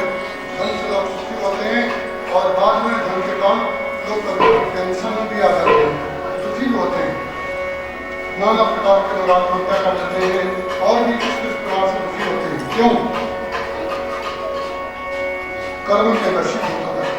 तो मेरी बेटी में ऐसे क्या कर्म है, क्या भाग्य है इसका जिसलिए और दुख की बात आप बता रहे। उन्होंने कहा इसके हाथ में जो विवाह की रेखा है, शनि करोड़ के स्थान की रेखा, वो बता रही है कि जब इसका ब्याह हुआ और इसको जब ब्याह वाले जो इसका पति बनेगा तो वो नग्न होगा, जटिल होगा, जटाधारी होगा, योगी होगा, अद्भुत होगा, माता पिता भाई बंधुओं से हीन होगा, अनाथ होगा।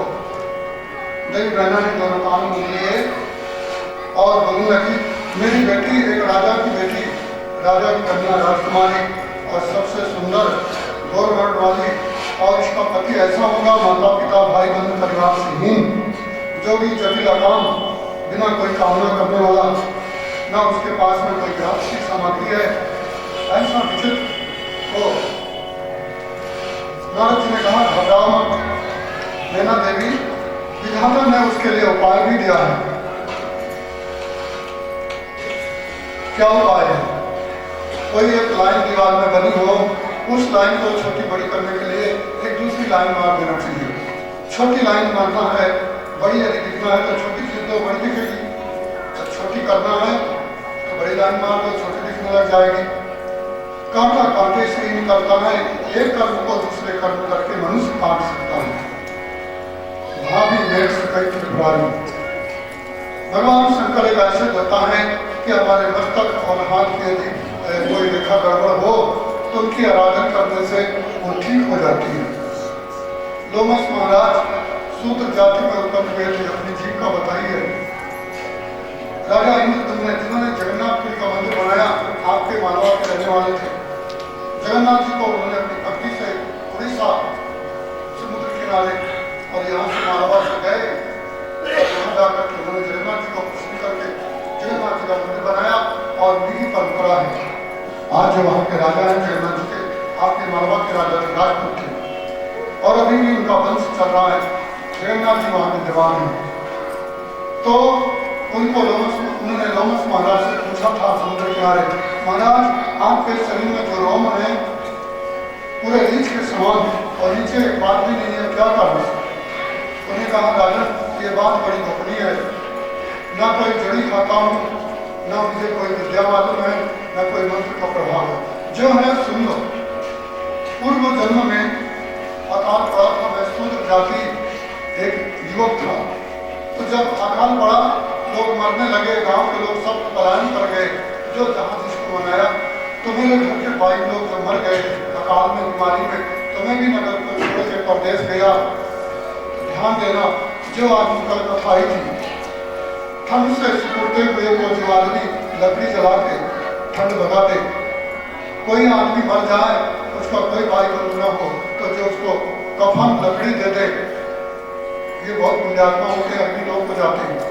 जो कोई आदमी निर्जल प्रदेश में कोई खंडार शिवलिंग पड़ा हो, उसकी मरम्मत कर दे अथवा उसका पूजन ही कर दे, तो लोग एक ही बार ही करने पर और वो लोग शंकर को प्यारे हो जाते हैं।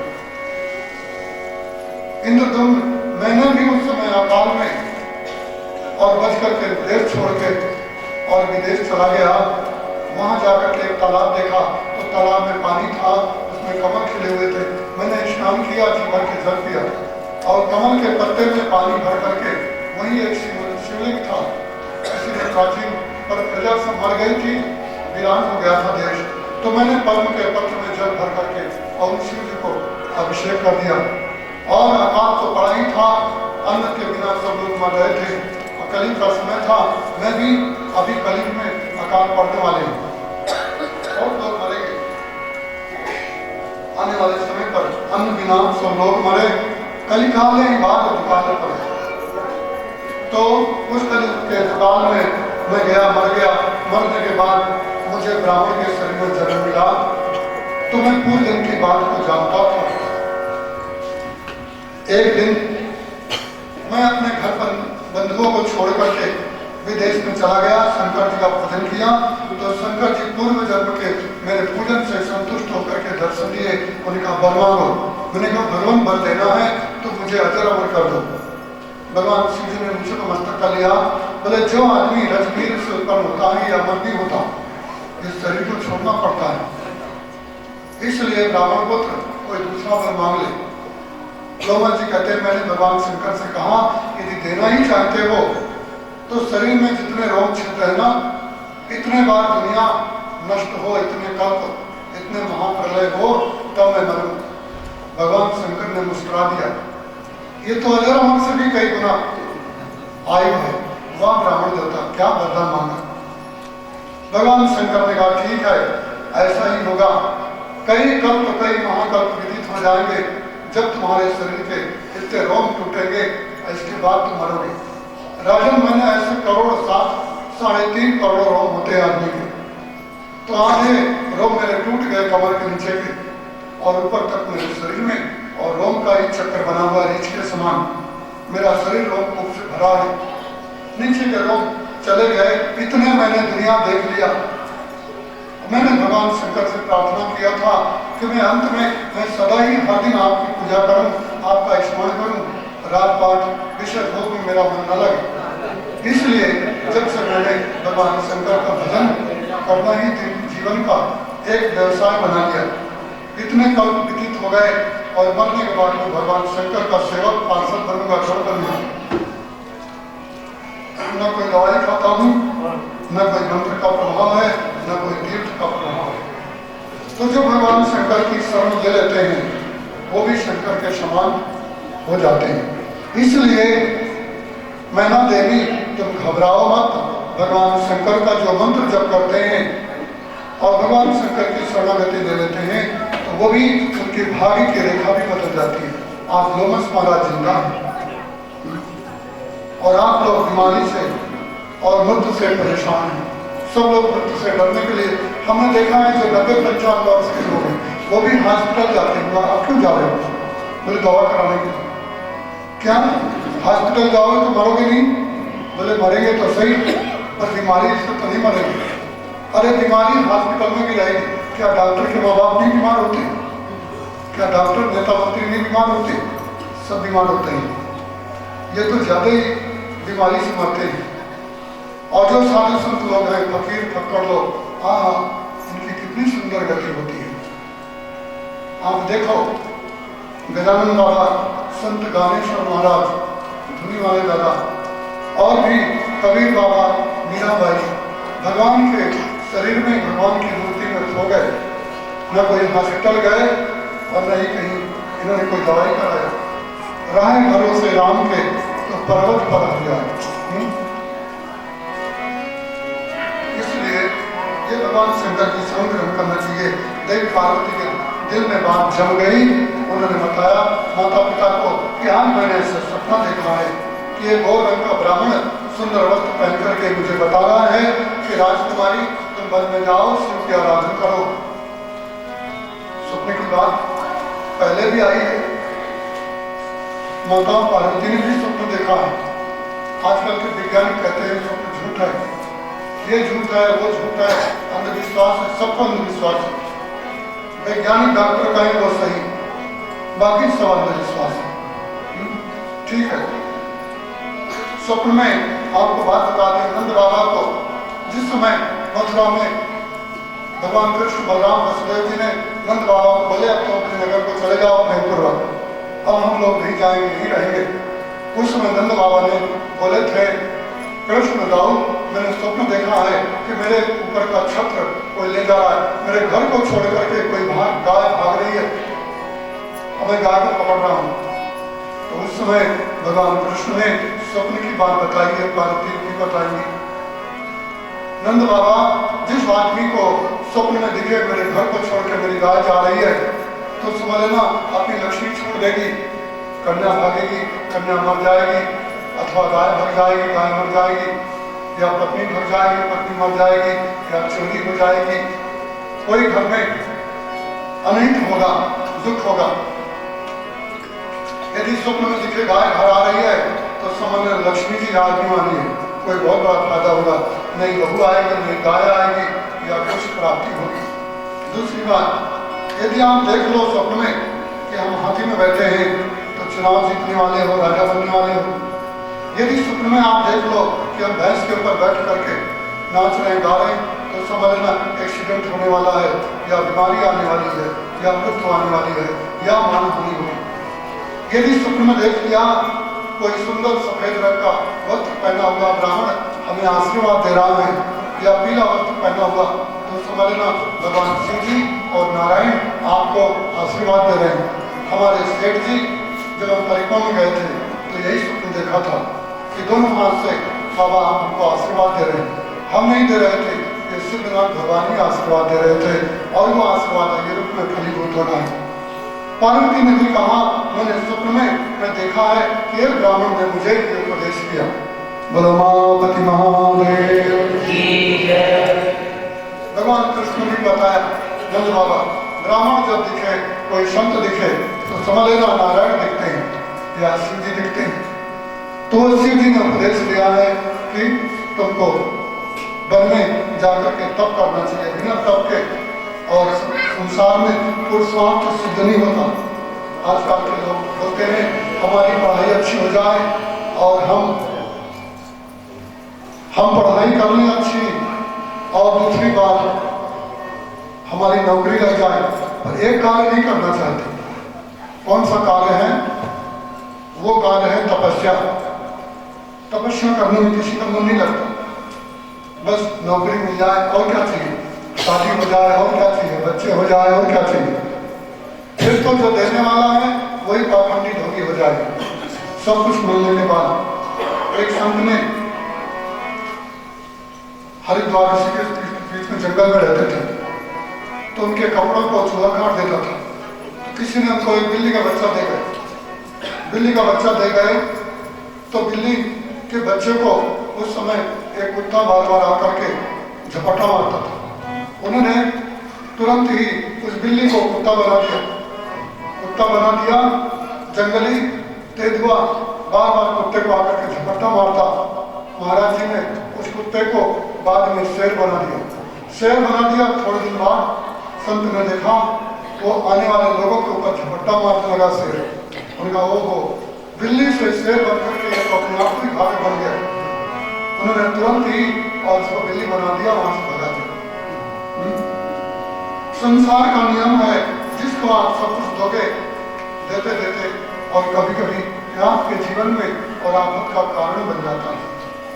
इसलिए संस्कार दो, पहले उसको भगवत कार्य दो, और लोग नहीं बोलते। हमने कहा आपके बच्चों को विधि बता दो कि नर्मदा जी की परिक्रमा करावे, बोले उसको मत कहो, हम परिक्रमा कराएंगे। हमने क्यों, उसको क्यों नहीं भेजते? बोले उसकी उम्र नहीं है ना, अभी जाने की उम्र नहीं है। जब उसकी उम्र होगी, बीमार हो जाएगा तो क्या जाएगा, अभी उम्र है। माता पार्वती को जब उपदेश दिया, माता पार्वती ने स्वप्न का और बात बताई, स्वप्न की बात बताई माता पिता को।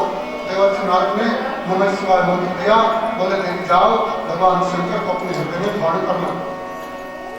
उसी समय भगवान शंकर जी हिमालय पे आए थे। राजा हिमालय ने भगवान शंकर का पूजन किया और बोले मेरी बेटी पार्वती है, ये तुम्हारी सेवा करेगी। पहले भगवान शंकर ने इनकार किया, बाद में उन्होंने स्वीकार कर लिया। पार्वती नित्य ही भगवान शंकर को गर्म जल से स्नान कराती, सूती वस्त्र से शरीर पोंछती। एक दिन देवराज इंद्र ने कामदेव को समझा के लाए, बोले भगवान शंकर पार्वती से शादी कर ले, इसके लिए इनके हृदय में काम का बाण मारो।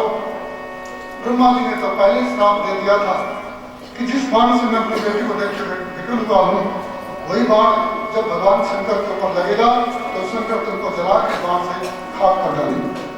कामदेव ने ब्रह्मा के श्राप के प्रभाव से जब बाण मारा शिव जी को, तो भगवान शंकर ने उस समय माता पार्वती को पकड़ने लगे। पार्वती उस समय भागने लगी। जब भागी तो भगवान शंकर को मानहानि हुई। उन्होंने पश्चाताप किया, हो एक राजा की और छोटी कन्या को आज मैंने हाथ लगाया, कि मेरे को क्या हो गया, जो लोग देखेंगे वो क्या कहेंगे। शिव जी ने चुपचाप अपने हाथों को सिकोड़ लिया और उंगलियों को तोड़ने लगे, मरोड़ने लगे। क्या हो गया, आज मैं क्या करूं, मैंने एक राजा की बेटी को बिना पूछे हाथ लगाया। विचार करते करते उनकी दृष्टि गई थोड़ी दूर पर आम के पेड़ में, तो आम का पेड़ हिल रहा था, उसमें एक युवक बैठा हुआ धनुष और भगवान शंकर जी को मार डाला। भगवान शंकर ने देखा अपनी दृष्टि से, तो वो उसने जो बाण मारा दूसरा भगवान शंकर को, तो शंकर को वो पाया। इसने अपने पिता को भी अपनी बेटी के साथ में मन मलिन कर दिया, आज इसने मेरा भी मन मलिन कर दिया। भगवान शंकर के उस समय भ्रगुटी से अपने जोड़ की तड़तड़ाहट हुई, तीसरा नेत्र खुला और उसमें अग्नि प्रकट हुई और वो अग्नि जाकर के पेड़ के ऊपर गिरी, तो आम का पेड़ और वो युवक कामदेव दोनों ही जल के भस्म हो गए। भोलापति महादेव की जय। देवताओं ने रति ने उस समय हाहाकार किया, इतना भारी पेड़ जल के भस्म हो गया। कामदेव की बाण धनुष लेके जला।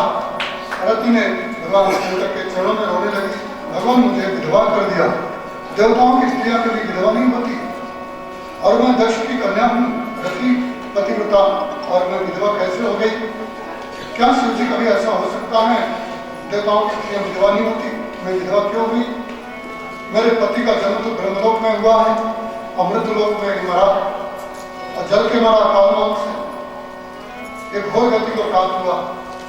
शिव जी ने उस समय रति को समझाया, देवी तुम मन मैला मत करो और तुम जाओ, और कहाँ जाओ?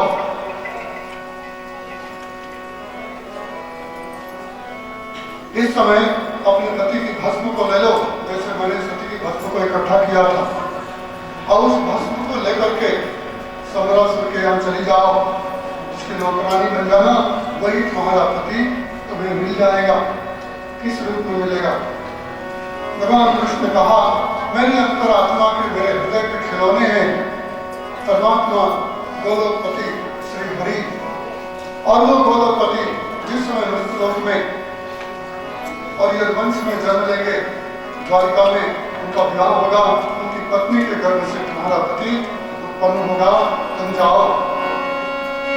जब जगवंश कृष्ण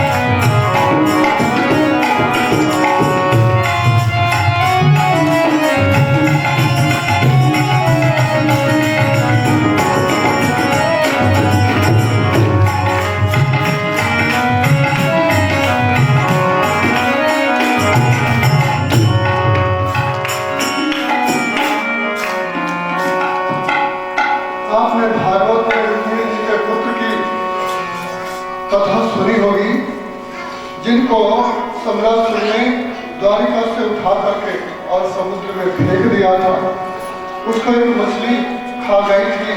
मछुआरों ने उसको पकड़ करके चीरा, तो बालक मिला और वो सम्राट को दे दिया।